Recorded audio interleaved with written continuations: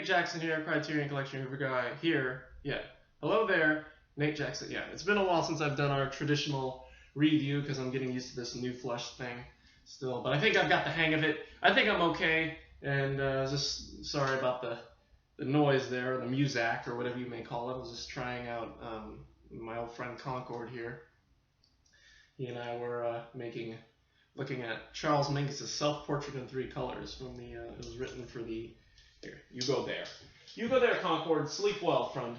Oh, here, take your connector thing with you. Neck strap, I know. Anyway, I was just looking at Self-Portrait in Three Colors, written by Charles Mingus, which appeared on his 1959 album Mingus but apparently was originally written for a little movie called Shadows! Yes, it's Cassavetes time! Wait. John Cassavetes. That's how you say his name. John Cassavetes. Or that's how I'm going to say his name until I look at the faces later on today and am corrected yet again. But for now, I was calling John Cassavetes. John Cassavetes. I don't know. Cassavettes. I think it's John Cassavettes. I think it's Vetties. We'll figure it out. We'll figure out how to pronounce his name. I'll get the hang of it eventually. One of these days I will. But for now, number 251, John Cassavettes, Shadows. Yay! I'm excited for the box set, and welcome to the John Cassavetes 5 films box set. John Cassavetes, of course, an American director. He was also an actor as well.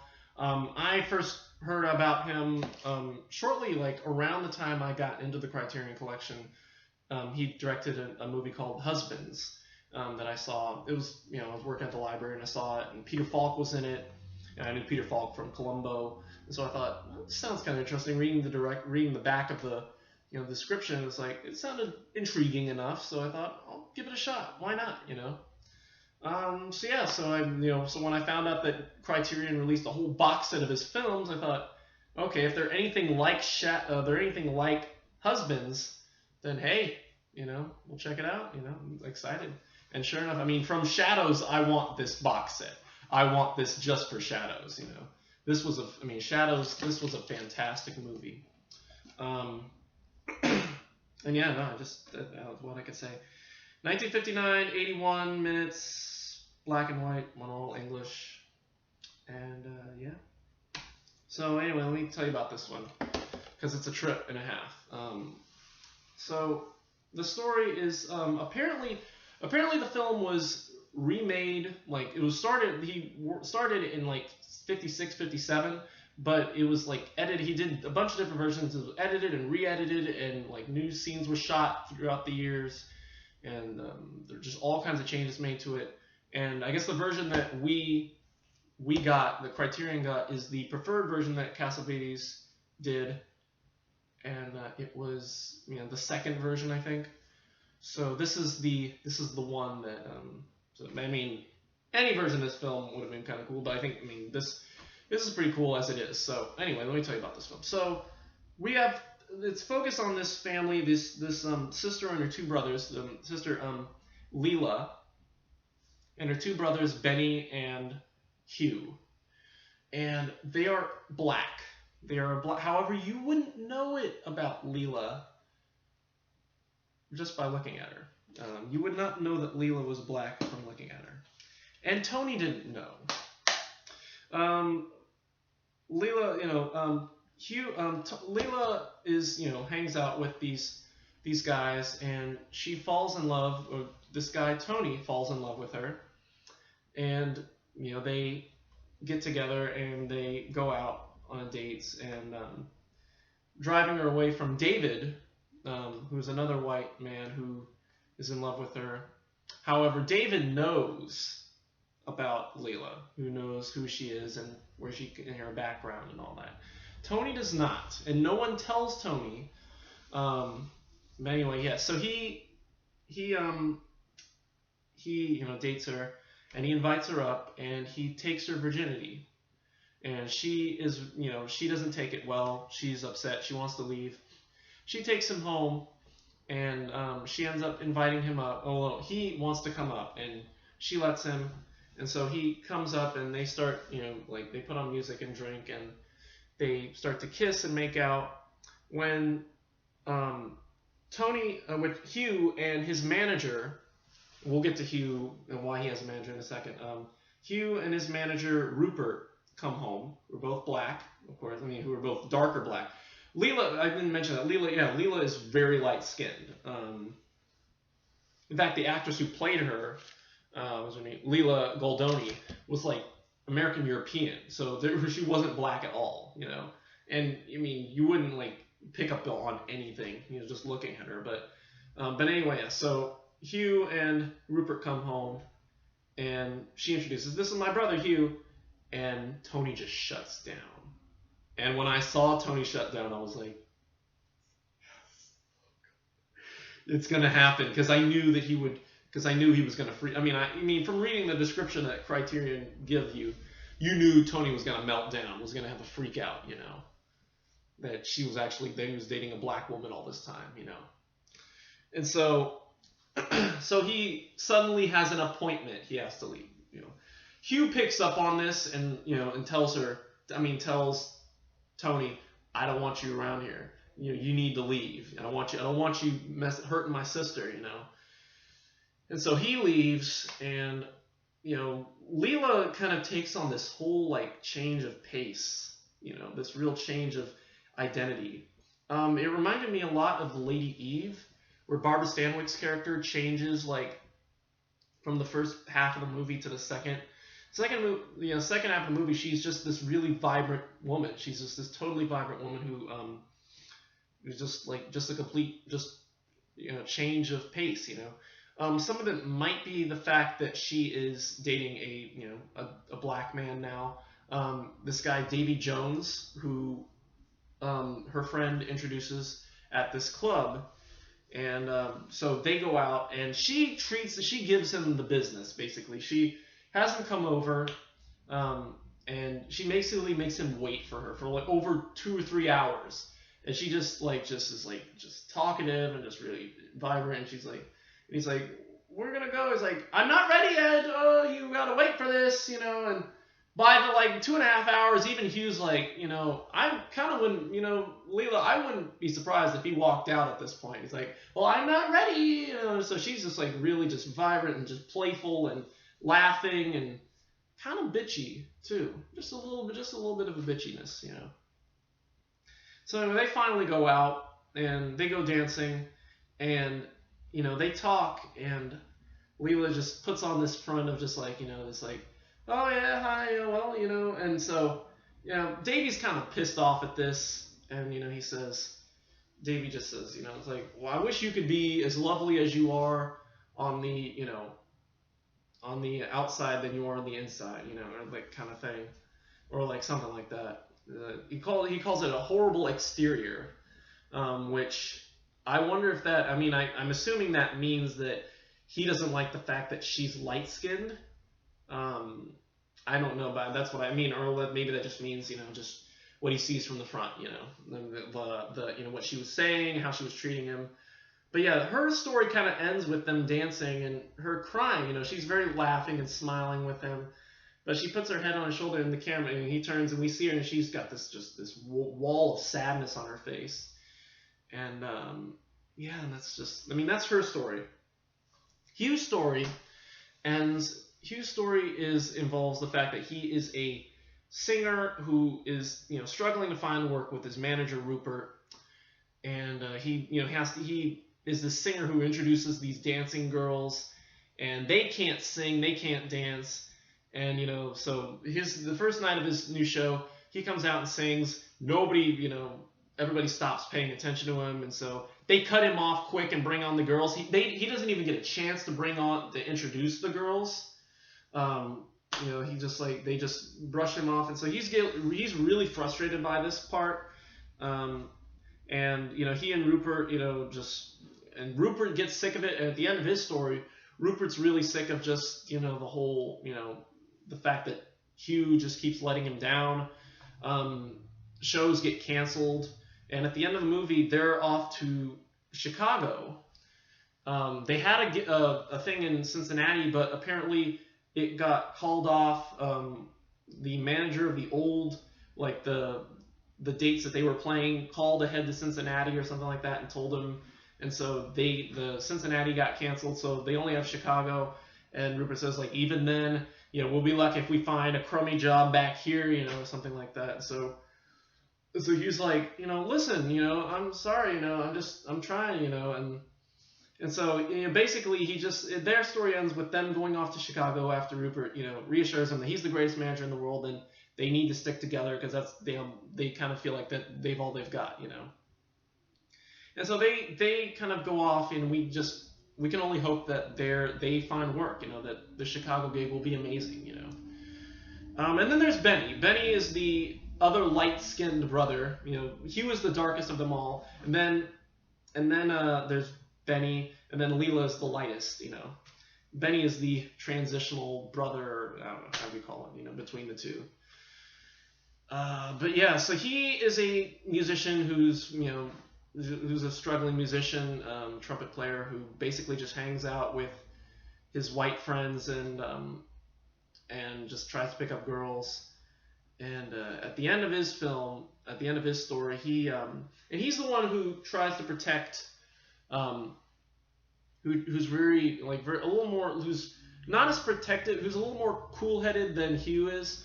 Later on in the movie, during a party that breaks up after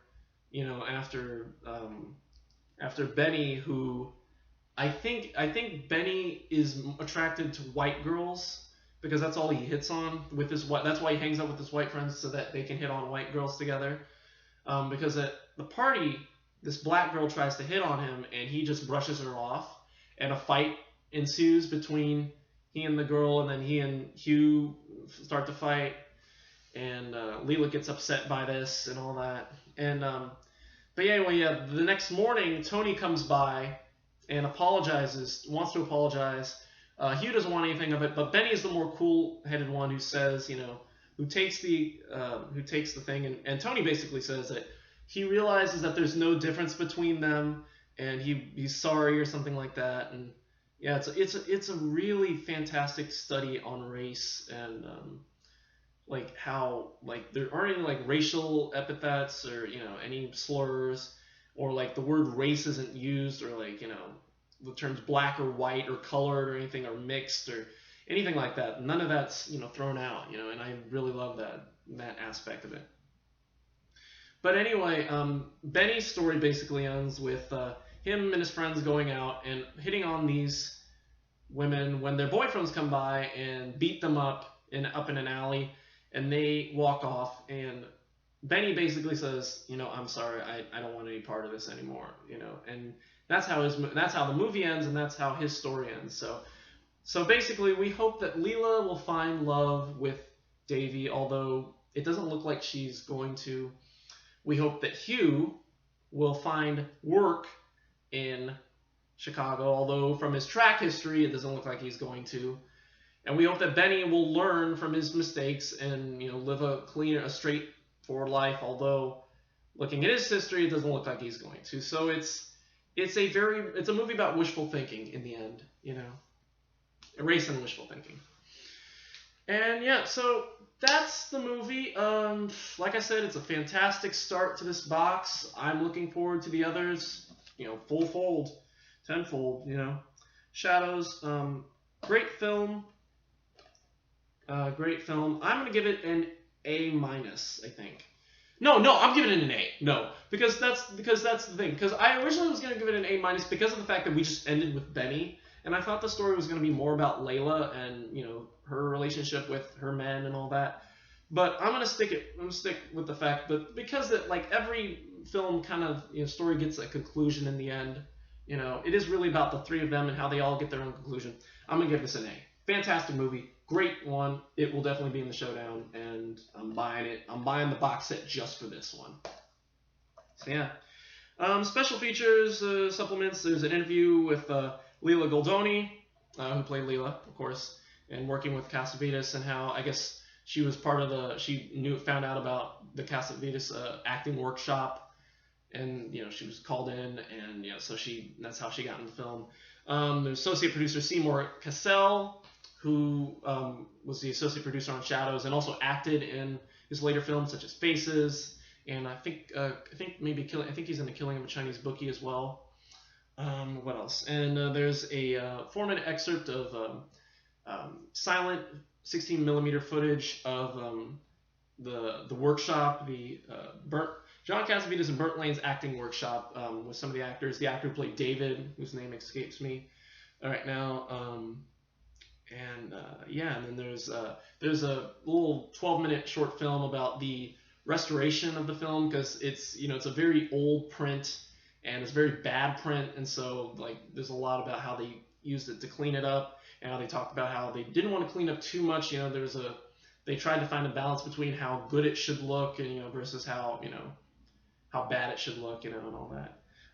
There's a lot of stills, some great shots of him, of Cassavettes conducting the Mingus music, because the story goes that apparently Mingus wrote a whole, Ringus wrote took 6 hours, and he wrote only 6 minutes of music, or 6 seconds of music or something like that. And in the end, Mingus ran off to Tijuana, and so his saxophone player, Shadi Aha, God, I forget his name. Shahad Avi or something like that.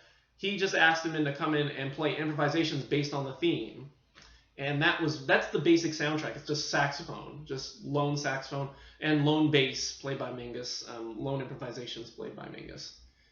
And it's a great. I love just how stark the soundtrack is. A lot of the original music was wiped out, or were not used by Cassavetes. And then there's the trailer. The trailer really hypes it up. It tries to hype it up as much as possible. It tries to make it a Hollywood film, and even though it is not a Hollywood film.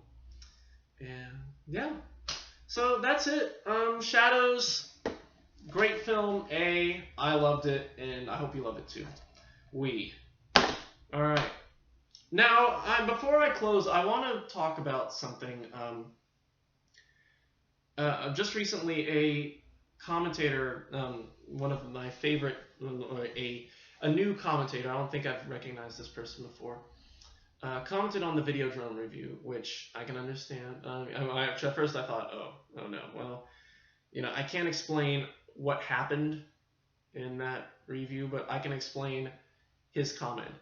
Basically, and I'm not going to read it out loud because I can't remember it and I can't pull it up right now.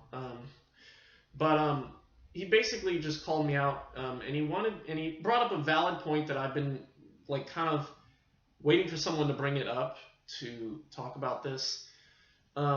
He basically, I guess, was a little disheartened that I revealed the entire plot of Videodrome because he had not seen it and he wanted to see it.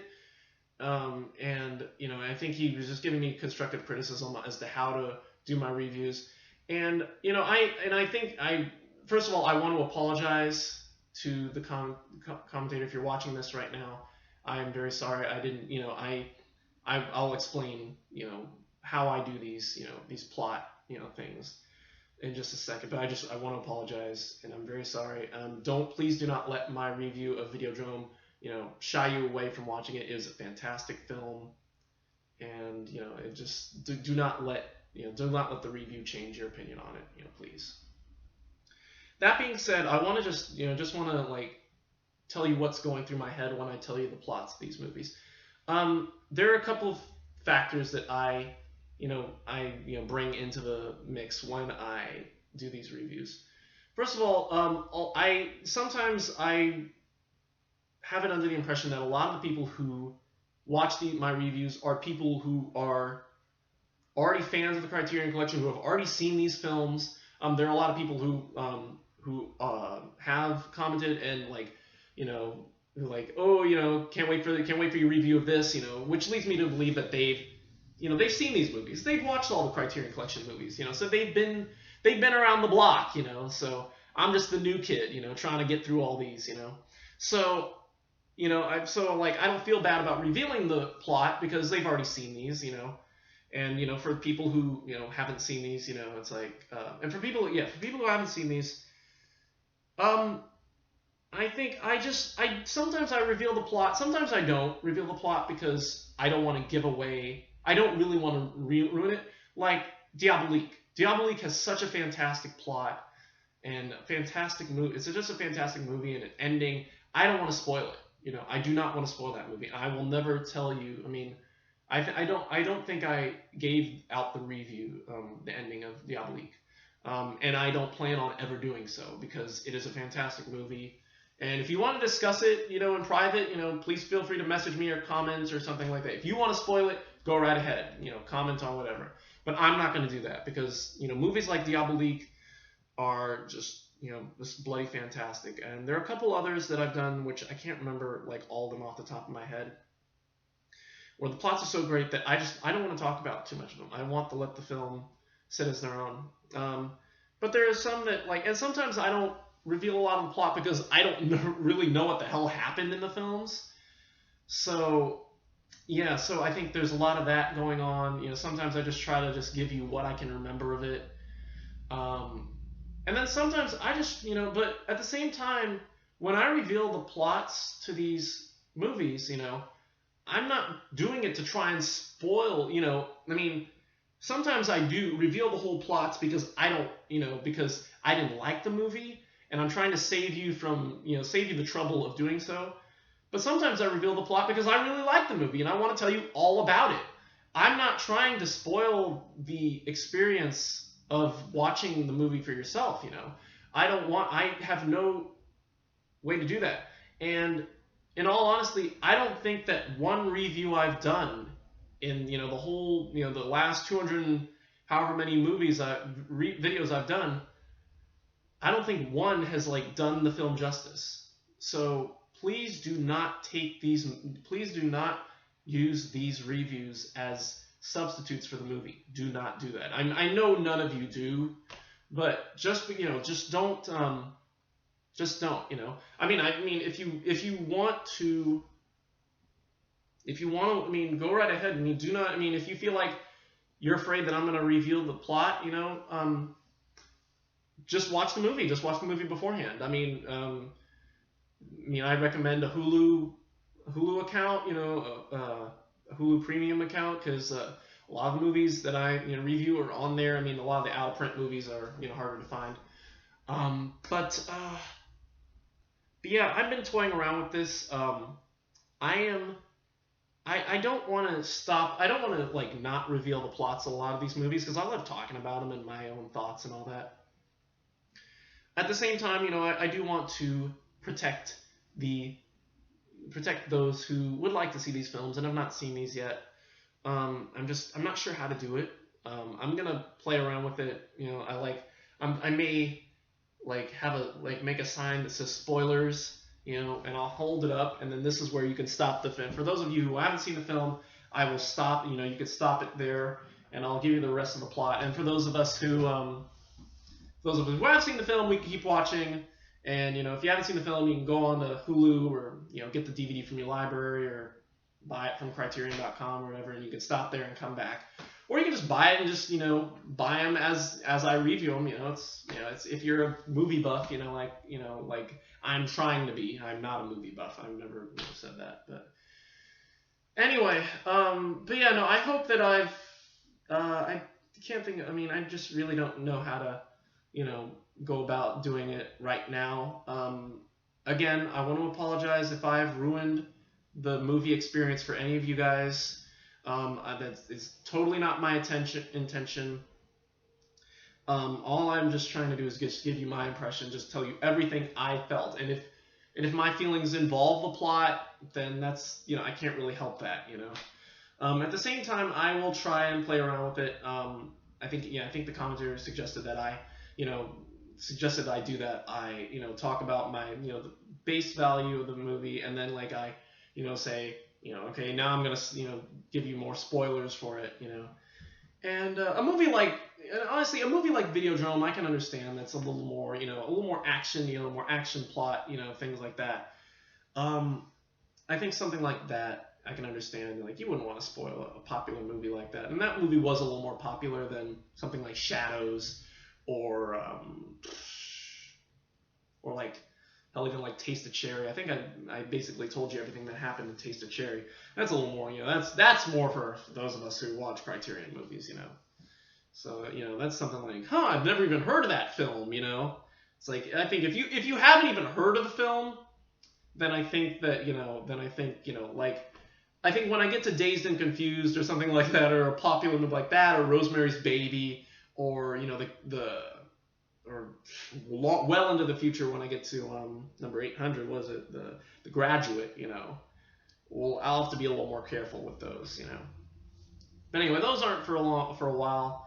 But for now, I apologize. I'm gonna try and watch how I reveal the plots for these, and but I mean, for now, I think at least for the Cassavettes box set, I'm going to just keep doing it the way I usually do it, just because I want to I'm excited for the rest of these, and if I'm gonna probably just spoil them because I want to talk about these films, and so.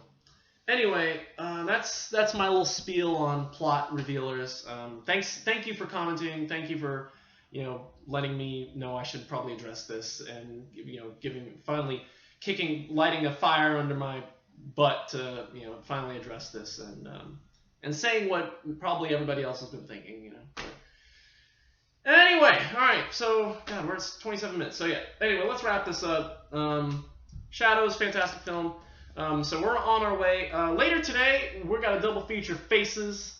Well, actually, we'll triple if you consider the fact that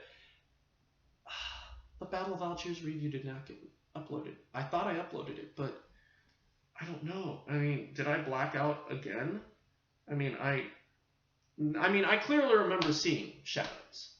This happened. But everything that happened, I mean, I don't know what. I remember sitting in my old room, in my old house, doing the Battle of Algiers, and then I thought I went to upload it, and then I don't know. But anyway, I think I'm getting adjusted to this new flesh thing. I think I'm getting adjusted to it. I think I'm going to be okay. I'm going to be okay. We'll get back to where I was.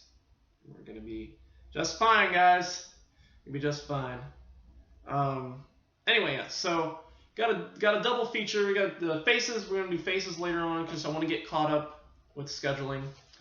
And then tomorrow, A Woman Under the Influence, which we'll get to. That will be that's a one disc too. And then Christmas is on Friday. We're going to take Christmas off. Enjoy your family. Enjoy your movies. If I get any Criterion, I'll showcase it. You never know. Saturday, we got The Killing of a Chinese Bookie. And then Sunday, we got opening night. And then opening night is a single disc too. Yeah. And then Monday, we got A Constant Forge. And then that'll be it. And then we'll get back to work. I go back to work next Tuesday. And then next Wednesday, I am working. So Thursday, Friday, and Saturday I'm off. So I think what is going to happen is I'm going to do Secret Honor will be Thursday, which will be New Year's Day, New Year's Eve, and then we'll do Tanner 88. Will be the first review of the year, first review of 2016, and then Eyes Without a Face will probably be Saturday. I have something, I'm hoping that, like I said, I mentioned before, I have a guest reviewer who wants to do Eyes Without a Face with me, and I'm hoping that we can get together next week. As far as Fat Girl is concerned, like I said, I can't find Fat Girl from my library. I placed a special order of it through another form of loaning that my library does. I'm hoping I can hear back from them as soon as possible as to whether or not we can get it. Otherwise, I'll have to buy it, and I'm probably going to order it from Amazon, so it will take a little bit longer, just so I can save a little money on it. Because honestly, I'm looking at the film, and I don't think I'm going to like this one. So I'd much rather not spend a whole, you know, amount of money, large amount of money on it. So yeah. So that's my schedule. If I get Fat Girl, we'll do it, you know, somewhere. We'll try to fit it in between, you know, between Tanner 88 and Eyes Without a Face. If not, we'll do Eyes Without a Face either Saturday or Monday. I don't know. We'll figure it out. But depends on my friend's schedule, when he can do it with me. So, because, you know, I'd really love to, because he's been dying to talk about this one. He's got the Blu-ray, so he's been talking about doing the Blu-ray with me. So, like, right on. Okay, we'll do it. I've heard about this one. Sounds interesting. And yeah. So anyway, that's it for me. Thank you for watching. Don't be a racist. Just don't be a racist. Don't be a racist. That takes care of Lila's story. Don't, for Hugh's story, do not, oh shit, don't give up on your dream. You know, don't, I don't know, I guess for Rupert. And, Benny, don't be a racist. You know, I guess because maybe he was kind of racist too because he didn't want to date black women. Of course, like I said, I don't know if that was the actual point. If you know exactly what those scenes meant, please tell me. But I think that's my interpretation of it. But yeah, so don't be a racist and don't give up. But give up being a racist. But don't give up not being a racist. There you go, son. All right, that's it for me. Thank you for watching, and we will see you later today for Faces. And until then, Concord and I say goodbye.